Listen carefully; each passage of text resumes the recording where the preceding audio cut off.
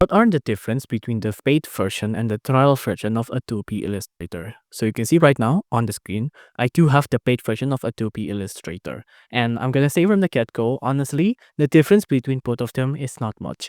The difference comes down to the time limit. When you have the Pro version, you'll pay a monthly subscription, but obviously you can keep using Adobe Illustrator as long as you be paying that for the subscription. But if you have the trial version, you'll get a 7-day period to explore all the features available in the paid version without at any cost. During this trial, users have full experience to Illustrator's complete toolset, including vector creation, typography, and export option in various formats. Now, depending on the selected plan, users can access Adobe fonts and Adobe stock during the trial, but the selection is more restricted than in the paid version, which offers complete access and credit backs for premium assets.